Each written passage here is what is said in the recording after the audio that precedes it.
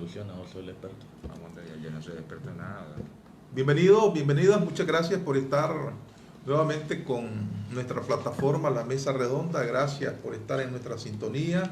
Un verdadero saludo a nuestra audiencia en Radio Darío, León, Nicaragua, para todo el occidente del país a través de la 89.3 de la FM. Un saludo fraterno a todos y todas las leonesas y los y las chinandeganas. Hoy vamos a conversar con tres jóvenes. Voy a empezar acá por la derecha de sus monitores. Tenemos a Fanor Avendaño Alguera, Danilo Aguirre Sequeira y Rafael Ruiz Obando. ¿Qué tienen ellos en común además de ser jóvenes? Bueno, tal vez ya se habrán dado cuenta de la connotación en los nombres. Fanor Avendaño es hijo del político destacado y rector de la Universidad Humanística, Fanor Avendaño. Danilo Aguirre Sequeira es nieto de Danilo Aguirre Solís, periodista y abogado nicaragüense, con una huella ineludible en la historia moderna de Nicaragua, con buen suceso. Y Rafael Ruiz Obando, hijo del comandante de la Revolución, Henry Ruiz Hernández. Vamos a analizar el tema 19 de julio. ¿Y ahora qué? Pero antes ellos me pidieron que pusiésemos un poco de distancia entre lo que son ellos y lo que constituye ser hijos de las personas a las cuales ya he mencionado. Les doy la más cordial bienvenida a Fanor, Danilo, Rafael. Bueno, empecemos con Fanor, ¿verdad? ¿Qué se siente llevar un nombre de una persona conocida? Bueno, un orgullo. Mi padre para mí es una persona muy buena, muy hábil, honesta y muy inteligente, que me ha enseñado bastante, pero también siempre me ha dado libertad de pensar como quiero pensar y de tener ideas propias. En mi casa nunca hubo ninguna imposición, lo que siempre hubo fue mucho debate. Entonces siempre se marcó una línea de que yo soy yo y mi pensamiento, a pesar de llevar el nombre que llevo, y mi padre es mi padre. Entonces es un orgullo y también es un reto de ser lo que soy y que me conozcan a mí por lo que soy, por lo que pienso y por lo que hago. ¿Coincidís con eso, Danilo, en tu caso? Sobre todo, un tema que dice Fanor, que en mi casa también era habitual, y es el debate. El debate abierto, el debate que pensamos de una manera acorde a nuestra generación y con la libertad de poderlo decir y poderlo plantear sin ninguna preocupación. No me pesa a mí el nombre, te lo juro. No siento que me pesa, más bien creo que me da un orgullo tremendo cargarlo. Y sobre todo porque nos dio, yo creo que lo más importante de mi abuelo fue decirnos en todo momento, y mi padre también, Eric, sí, un buen amigo mío, que hay que tener criterio propio, hay que analizar tu entorno, que su entorno no es el de nosotros y que hay retos más difíciles todavía que enfrentar por la modernidad y todo lo que se nos viene de frente. Así que creo que ese ha sido el gran legado que nos dejó mi abuelo antes de morir, pues, de que somos personas que tenemos abierto la cabeza para debatir con quien sea. ¿Y en tu caso, Rafael? Bueno, en mi caso, el ser hijo de Henry Ruiz es un orgullo, es un privilegio, creo yo también, de tener una persona tan inteligente cerca de mí y muy consejero también. Y en el caso, y poniéndolo un poco en el contexto, el ser hijo de Modesto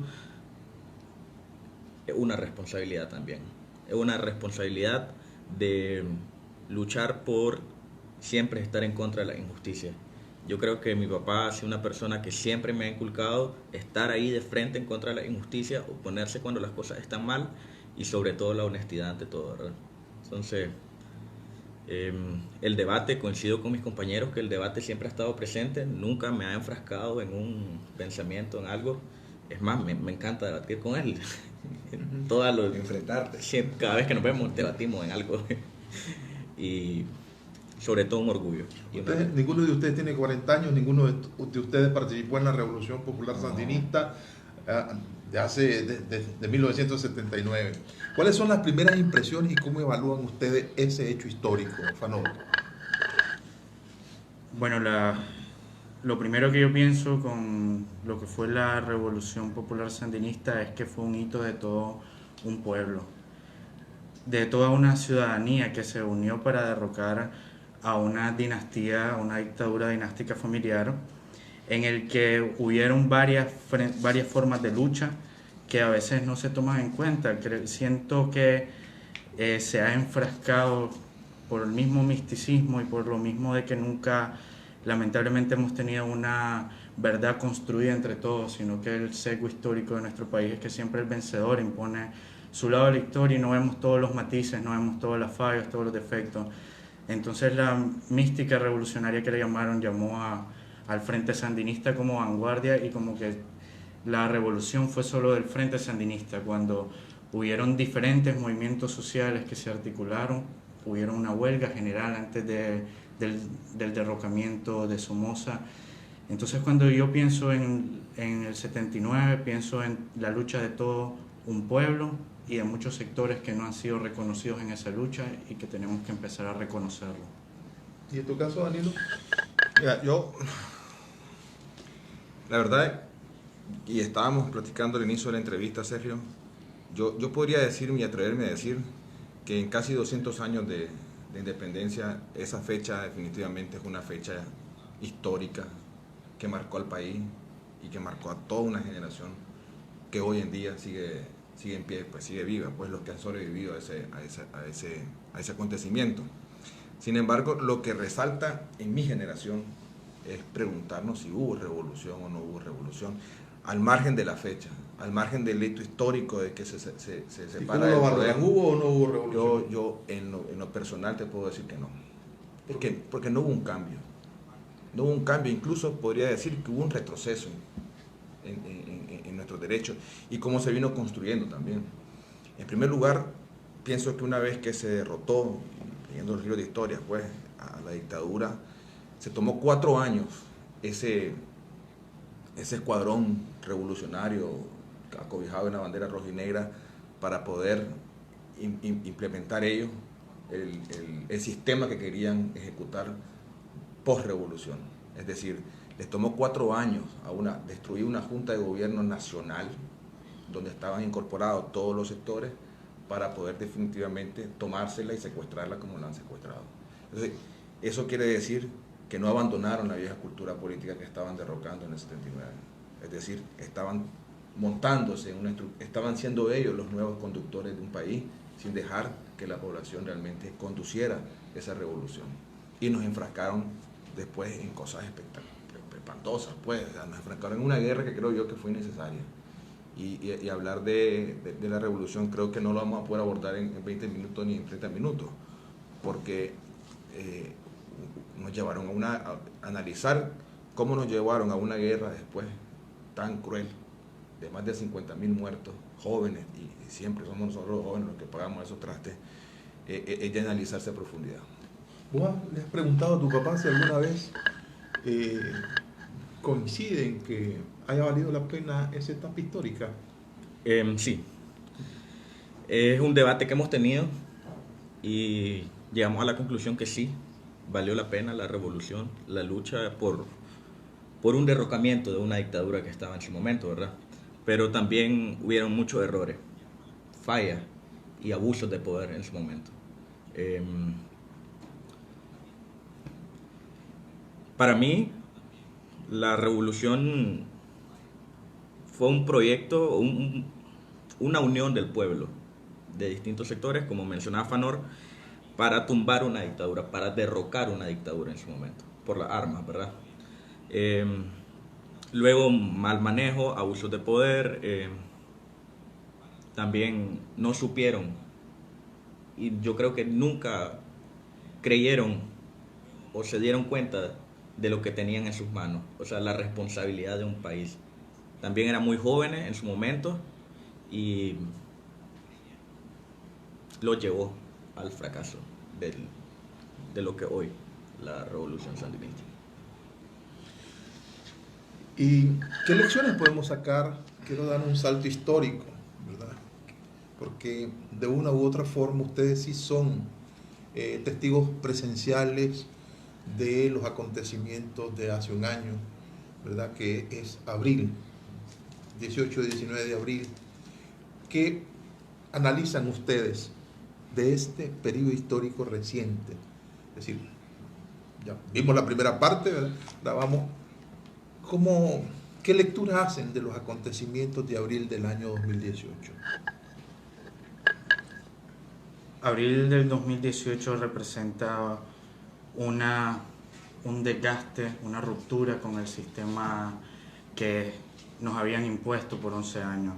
Creo que fue una insurrección, un levantamiento de muchísimos sectores, empezando por el estudiantil, al que se sumaron casi toda la ciudadanía posteriormente, por un cambio. Recordemos que antes de abril, además de las elecciones que habíamos tenido con muy poca afluencia en manera de protesta de la población, ese mismo año fue un cúmulo de cosas que la gente ya dijo: hasta aquí, este sistema ya tiene que cambiar.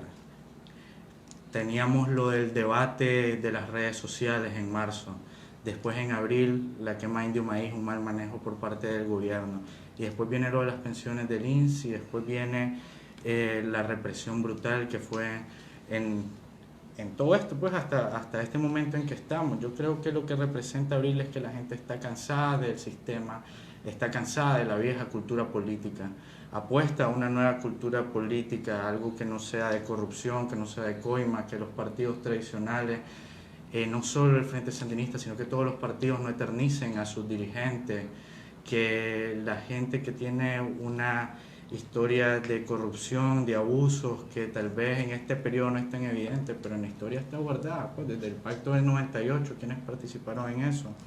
Y la gente dice: ya basta, queremos algo diferente.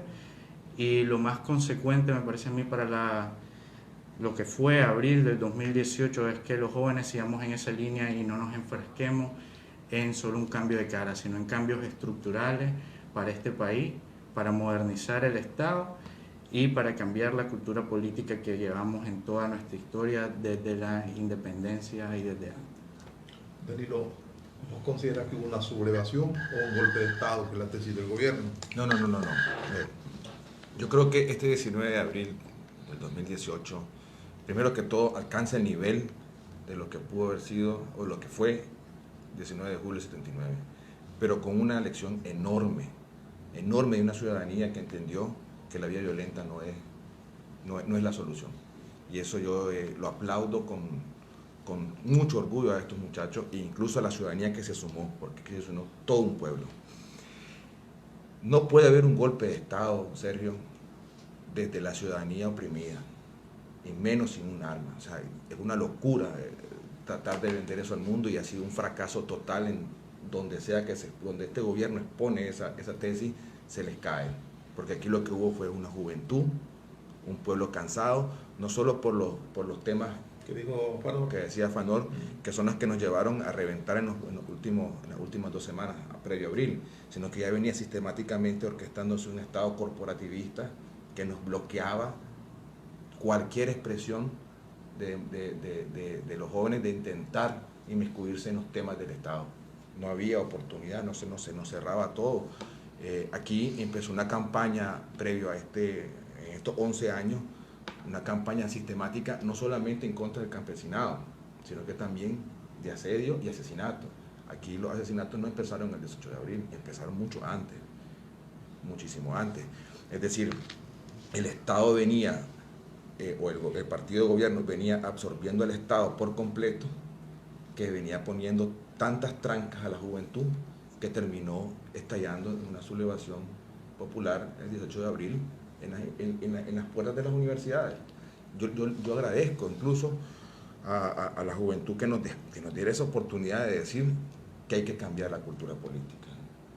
El mensaje grande que dejan los jóvenes ahorita es que tenemos que cambiar la forma de hacer política, la forma en la que venía haciéndose política, por algo nuevo. Y hay ideas, Sergio. Hay muchos jóvenes organizados con propuestas que no son el invento de la abuelada, que se aplican en otros países donde la democracia ha caminado y que les ha permitido evolucionar.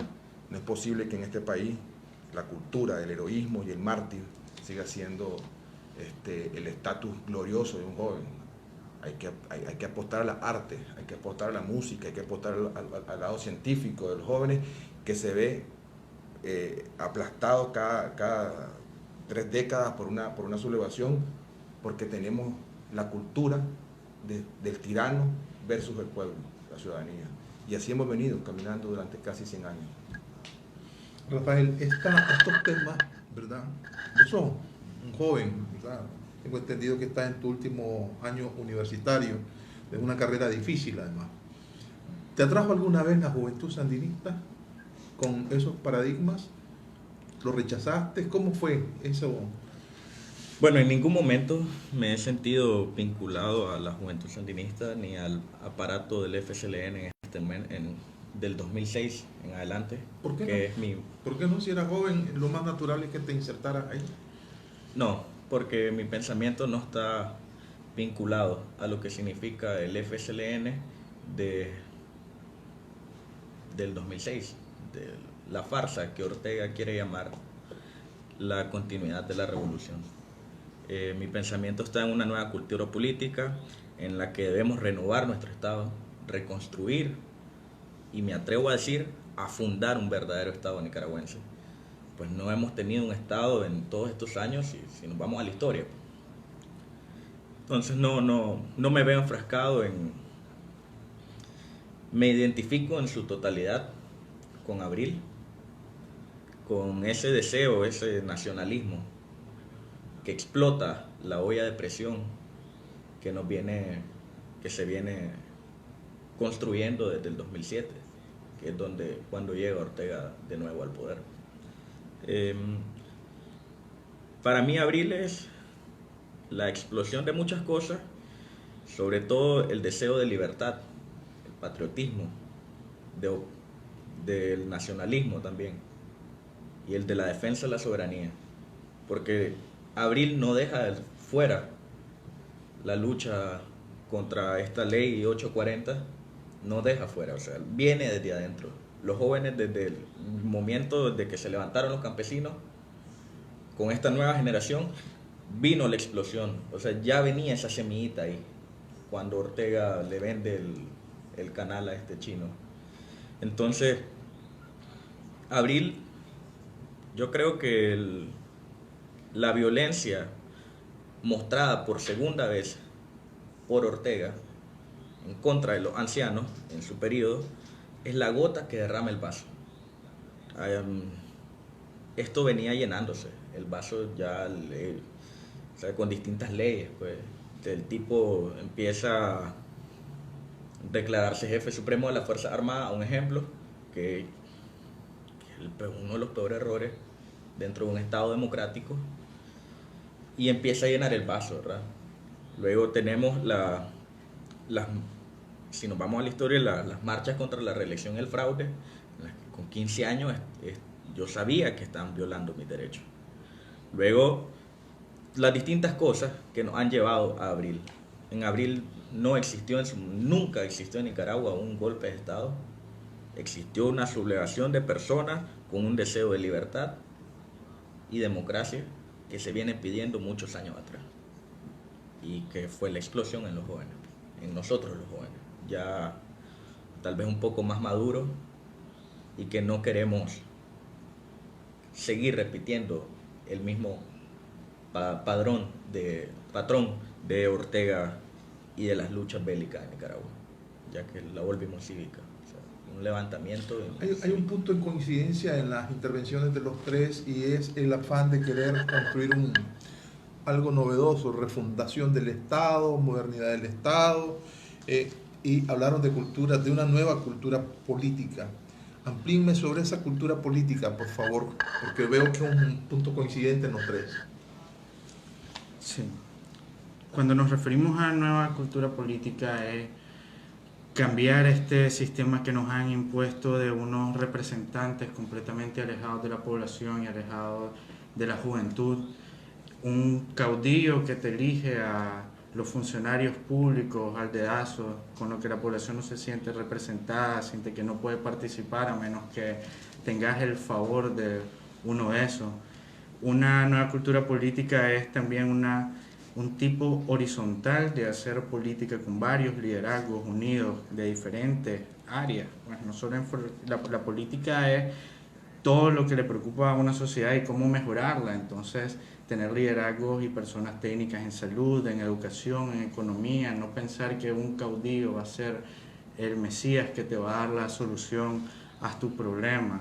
Hacer unas propuestas que sean bidireccionales, que la planteen los representantes de la sociedad con las personas de su comunidad y que sea una retroalimentación constante. Eso pasa también por reformas estructurales al sistema muy concretas, desde la elección de los diputados que se eligen en bloque hasta la elección de los magistrados, hasta la reelección del Ejecutivo, que lo hemos visto en muchos años, pero no solo desde el Estado, sino desde las formaciones políticas emergentes. Tenés que implementar la nueva cultura política de debate, de horizontalidad, de votación y consenso, siempre buscando el consenso también. Entonces, eso para mí representa la nueva cultura política que queremos los jóvenes formar en este país, para que cuando vos digas que querés ser político, o que querés meterte en política o aspirar a un cargo público, la gente no piensa, ese viene a enriquecerse, ese lo que piensa es que tenemos un estado botín, que llegas como funcionario y te vas a enriquecer y vas a mejorar exponencialmente tu calidad de vida y tu cuenta de banco. No, la nueva política es que el que va a aspirar a un cargo público sabe que va a servir ahí, que vas con una disposición de servir a la población, de escucharla y hacerle mejor la vida a cada uno. Como entraste, así salís. No es que mi cuenta se va a engordar 10 veces porque llegué a una diputación o llegué a un ministerio. Todo eso para mí representa una nueva cultura política. Danilo, quiero precisar un poco más en este asunto, ¿verdad? ¿Ustedes consideran entonces la revolución del 19 de abril el crisol de las verdaderas aspiraciones del pueblo de Nicaragua versus el 19 de julio, que representa luto, sacrificio del pueblo para sacar una dictadura, pero que se malogró porque engendró a su vez una dictadura? ¿Cómo dirimen esto los jóvenes? ¿Qué dicen los jóvenes alrededor de estos temas? Mira, hay una similitud. Ajá. Hay una similitud entre lo que pasó en 79, yo me refiero a la fecha, pues dejemos a un lado la década de los 80, lo que significó esa fecha y lo que significa el 19 de abril del 2018. Hay una similitud porque hay un sacrificio realmente. Pues aquí este gobierno ni el mundo puede negar que estamos frente a una dictadura que de igual forma como la somocista mató, y mató de forma indiscriminada a la juventud, y ahora con toda la ciudadanía está enfrentado como Estado. Sí está esa similitud. Yo creo que la diferencia que puede partir desde ahora es que la juventud hoy entendió que es posible gobernar también y no ser simplemente gobernado, que la ciudadanía entendió de que el Estado puede ser administrado también por esta nueva generación, y parte por el hecho de que no utiliza un fusil para tratar de penetrar sus ideas, sino que utiliza actos cívicos, y que lamentablemente pues también hemos sido reprimidos como lo hizo Somoza con la juventud de los 70 y 60. Aquí lo importante, y lo que decía Fanor me llama la atención, es que no solamente es que tenemos entendido la lectura de cómo se ha venido comportando la vieja cultura política, el Estado botín. Nosotros tenemos otra perspectiva de la política, otra forma de ver la política, tenemos ideas, hay propuestas. Lo que pasa es que también en estos momentos, o este año al menos, ha sido difícil poderla debatir públicamente con los jóvenes, porque tenemos un Estado que si nos ve reunidos en una casa más de 15 personas, ya tenemos un asedio policial y un cordón policial, y corremos el peligro de ser detenidos, desaparecidos o torturados. Pero sí hay ideas que se han ido por las tuberías y ha sido fantástico el hecho de que esta insurrección cívica está en el apogeo también al mismo tiempo de las redes sociales, porque por ahí las hemos penetrado. Nosotros consideramos que los partidos políticos, por ejemplo, que deberían ser, antes de la insurrección del 19 de abril, los vehículos para transformar al Estado de una manera cívica, sin la violencia. Pero no encontramos vehículos apropiados, porque están atrapados bajo la cultura política pasada. Sin embargo, nosotros creemos que podemos modernizar a los partidos políticos. El grupo en el que pertenecemos nosotros, Construimos Nicaragua, proponemos una profunda reforma a la ley electoral y que incluye separar a los partidos políticos de esa ley electoral, hacer una ley específica de los partidos políticos. Y también proponemos un sistema diferente para elegir a los representantes en la Cámara, en la Asamblea Nacional e incluso en la misma presidencia. Nosotros apostamos por cosas que ya existían en nuestra Constitución, como la suscripción popular, y apostamos también por ideas que venían cargándose de antes, como la elección de suscripción uninominal. Creemos que esos son factores importantes en esta nueva cultura política para penetrar como jóvenes dentro del Estado. Aquí para formar un partido político, Sergio, el sistema que orquestaron, un pacto, es para que sean 2 cúpulas nada más las que tengan la capacidad y que se basan en el poder económico, porque han tenido la oportunidad de tener el Estado como un botín, fortalecerse y dejarte fuera de la jugada. Pero nosotros creemos que se pueden formar partidos políticos de 4 personas y podés cambiar la historia de un país. En la propuesta que tenemos nosotros, por ejemplo, de elección uninominal, donde vos cuadriculás Managua, si aquí Managua tiene 19 diputados, los que se eligen para ir a la Asamblea Nacional, y los elige un caudillo desde un punto, en este caso del Carmen, otro desde Chile, y se reparten. La propuesta de nosotros habla de cuadricular Managua, que sean electos distritales, que sean electos desde su propia comunidad, que sea la que tiene una pulpería, la que financia al nicaragüense o al joven profesional que aspire a la asamblea, que tiene esa capacidad para llegar, y que sean ellos mismos los que lo empujen para llegar ahí. Y obligar en ese sentido al partido político a ponerte un verdadero rival electoral ahí. Y ya Ortega no puede poner a un borrego, tiene que poner a alguien que tenga la capacidad de poder debatir con Rafael en el distrito donde le toque a Rafael, o donde él crea que puede optar a la asamblea. Entonces, pero Rafael, conmigo o con otros ciudadanos, lejos de su distrito, puede compartir las mismas ideas. Y eso lo hace un partido político ya los convierte en una estructura partidaria. Y no necesitas hacer 153 asambleas municipales para poder conformarte. Te ponen todas las trabas para que nosotros no podamos optar al poder. Y eso es lo que venimos a cambiar, eso es lo que queremos cambiar. Rafael, el concepto de esta nueva modernidad del Estado, Danilo se nos fue por la parte más operativa, ¿verdad? En cuanto a cosas muy concretas que se pueden hacer, pero no deja de ser bastante, hasta cierto punto, en este momento, con las condiciones que tenemos, un poco difícil. Hay que ir quizás a lo mínimo para que te dé lo más, me parece, ¿verdad? Pero ustedes están en la etapa como jóvenes de los sueños y de las listas al Niño Dios. Esos sueños también los hubo en 79 y cautivó a muchísimos jóvenes a grandes tareas de transformación que luego se frustraron y que las frustró Ortega. Pero bueno, en esta construcción y de construcción de la historia, esos elementos de modernidad, ¿cómo los asignarías vos? Bueno, en este momento, primero que todo, la prioridad es salir de una dictadura. Pero es la libertad de los presos políticos que aún quedan siendo torturados en las cárceles. Pero esto no nos quita y no nos detiene el trabajar una nueva cultura política. Esto no detiene el ir sembrando la semilla en los jóvenes, en los campesinos, sobre que tenemos la necesidad y la obligación de romper el cerco del Estado ciudadano. Tenemos que dejar de ver al Estado como el superior o como los paladines que bajan ideas. Entonces, en este momento,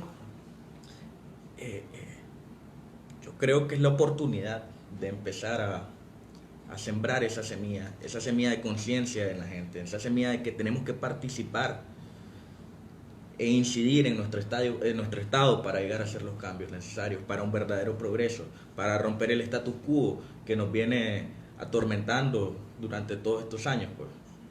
Entonces, la insurrección de abril y el momento actual en el que estamos, con la represión, con las persecuciones, con las desapariciones que estamos teniendo de los campesinos en las fronteras, no nos aparta tampoco de continuar y seguir en resistencia y trabajando también por crear una nueva semilla de una nueva cultura política para poder construir la Nicaragua que soñamos todas y todos, pues, en este momento, pues. Volvamos a las estructuras de cómo vislumbran ustedes un futuro proceso electoral en términos de organización de partidos, en términos de reformas, en términos de participación ciudadana. ¿Pueden haber elecciones justas con esta dictadura y todo lo que significa ello? Lo pongo por ejemplo. Hoy veníamos a esta cita y hay motorizados de civil en cada esquina.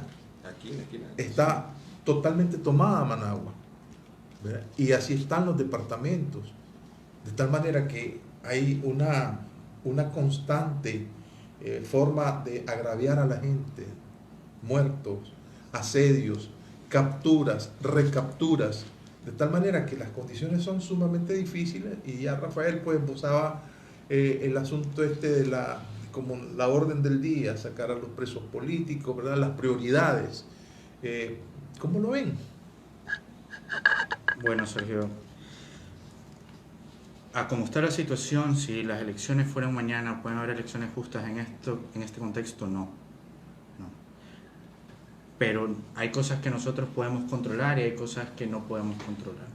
Nosotros como jóvenes que queremos un cambio no podemos controlar eso, si van a entrar los organismos internacionales, si van a hacer unas elecciones transparentes. Nosotros lo que podemos controlar es primero seguir presionando por la salida de nuestros presos, como decía Rafael, seguir denunciando la represión, pero también podemos controlar de irnos planteando maneras de organizarnos y maneras de construir con propuestas concretas cómo queremos una democracia en este país. Y yo creo que no hacerlo también es parte de una ideología del miedo que tenemos que vencer, porque estamos casi con la frase después de Somoza cualquier cosa que se decía en los 70, y después de Somoza llegó cualquier cosa y ya sabemos todos cuántos muertos hubieron. Entonces no podemos seguirnos enfrascando de que después de Ortega vemos. Sí, hay que luchar contra esta dictadura y tenemos prioridades, pero también tenemos la capacidad para seguir escribiendo, seguir produciendo ideas, seguir pensando cómo queremos construir Nicaragua y no quedarnos con ideas abstractas de libertad y democracia y que solo queden así en netas gigantes en los banners de los organismos. Bueno, no, sino qué pienso yo como libertad, qué entiendo yo por justicia, qué entiendo yo por memoria histórica, qué entiendo yo por reparación, qué entiendo yo, qué entendemos los jóvenes por democracia. Y cuando se abran las puertas, tenemos que decirle a los poderes hegemónicos que vamos a estar listos con propuestas concretas y organizados para intervenir, porque eso sí lo podemos controlar, ir escribiendo, irnos organizando e ir planteando ideas. Sí,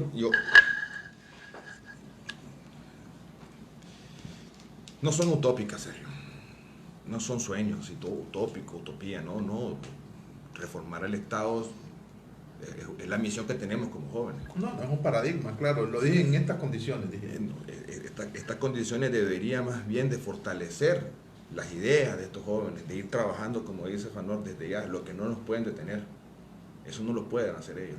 O sea, sentarnos a pensar 4 o 5 jóvenes en el estado que queremos, eso no lo pueden hacer. Lo que ellos sí ¿Ustedes están están en haciendo ese ahorita. proceso? Claro que sí, tenemos ya, incluso no desde abril, pues desde antes de abril del 2018 ya venimos trabajando, escribiendo nuestro estado ideal. Sin embargo, evidentemente no podemos entrar en un proceso electoral en un clima como el que nos impuso Ortega en estos momentos. Eso es obvio. Y te decía que no lo llames utópico porque ha sido difícil para nosotros, que nos hemos sentado a pensar del Estado que queremos, tratar de transmitir a la juventud que está activa, molesta y resentida y que quiere salir a las calles a seguir manifestándose, a decirles, vean, hay un Estado que nos está matando y que hay que rediseñar la táctica, no abandonar la resistencia, porque no podemos abandonar la resistencia. Tenemos más de 100 presos políticos y diario aquí están, en 26 días lleva 6 asesinatos. O sea, no podemos abandonar la resistencia y seguir incomodando al Estado porque es lo que lo tiene débil ante el mundo. Pero sí tenemos que ver que tenemos que estar claros de que hay un proceso de tiempos que no están solamente en manos de nosotros, en la correlación de fuerzas que podamos hacer nosotros en las calles o en la resistencia. También está en la comunidad internacional, que está poniendo tiempos específicos y que si el joven no lo sabe leer para organizarse en esos tiempos, nos puede llevar a una gran trampa en el futuro. Y lo que yo no quiero es que al final de esta historia, este 19 de julio, que es un circo, se termine convirtiendo el 19 de abril también en otro circo más adelante, que sea un fracaso. Yo hasta el momento creo que no es un fracaso, creo que más bien llevamos grandes victorias, porque el hecho de no irrumpir con la violencia como lo hizo una generación de mi padre, ya es un paso y un paso ganador. Pero sí hay que ir construyendo desde ahorita el modelo que querés vos después de esto. Yo siempre le digo a los jóvenes, Ortega no es un rival político ya. Desde cosas pequeñas como la edad y la enfermedad que tiene, ¿qué posibilidad tiene este hombre de enfrentar una campaña electoral con las condiciones físicas en las que se encuentra? No puede. Un muchacho cuarentón se lo lleva, lo deja regado. Aparte, su modelo ya colapsó. Este país es otro. Yo le digo diciendo a los muchachos que Ortega no es el rival político, es el rival ahorita militar porque nos está asesinando. Pero como nosotros no tenemos la idea de combatirlo de la forma militar en la que nos quiere imponer él, entonces hay que trabajar con tácticas distintas, y eso es que nos juntemos y empecemos a escribir y empecemos a organizarnos y estar preparados y saber leer cómo la comunidad internacional también nos está llevando en sus tiempos. Y esos tiempos son importantísimos. Si mañana o en 3 meses Daniel Ortega dice vamos a elecciones, ¿qué condiciones? ¿Qué propuestas tenemos nosotros para reformar la reforma electoral que nos permita ser partícipe de ese proceso electoral? Nosotros la estamos construyendo y la vamos a poner a disposición de la ciudadanía, pero tenemos que crear también estrategias de resistencia para que podamos empujar ese proceso. Déjame preguntarle a Rafael cuáles son esas estrategias de resistencia que todavía se pueden aplicar en este momento. Bueno, yo creo que la mejor estrategia de resistencia en este momento es organizarnos. Falta organización, falta comunicación entre el pueblo nicaragüense. Y como dice Danilo, los tiempos cambian y las situaciones en este año que llevamos han cambiado muy rápidamente. Entonces creo que hay que seguir resistiendo. Una manera de resistencia es organizarse, hablar con tus compañeros sobre la Nicaragua que querés, un ejemplo, pero tampoco podemos abandonar las calles.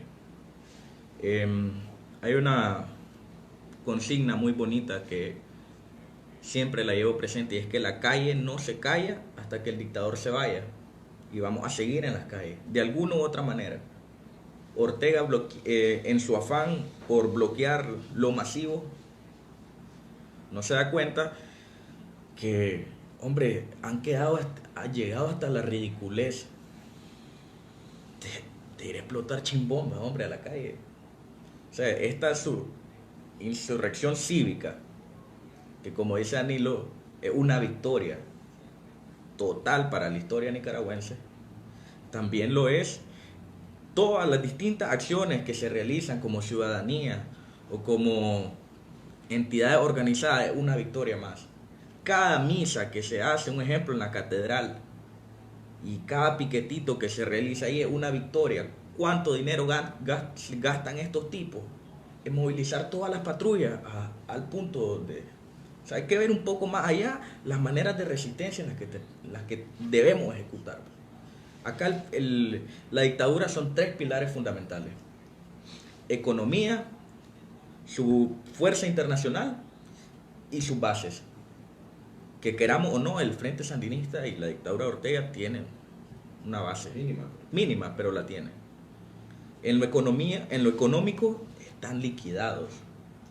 Falta un golpe certero que creo que debería ser el que los grandes capitales deban de acertar contra Ortega, un golpe certero económico. Porque las sanciones internacionales las tenemos, Sergio. Las sanciones internacionales están ahí, el respaldo internacional está ahí, el trabajo de la diáspora internacionalmente se hace día a día. Pero internamente tenemos que dar un golpe certero también a ese pilar económico que termine de ahogar a Ortega. Si me preguntas a mí, en este momento en el que sacas la cabeza y te pegan un balazo, hay que pensarla, pero con una desobediencia ciudadana y una desobediencia tributaria en este país, hombre, cambiamos el rumbo. Pero sabemos que como ciudadanos... En la mesa redonda, un saludo a todos nuestros amigos oyentes de Radio Darío, que transmite desde León.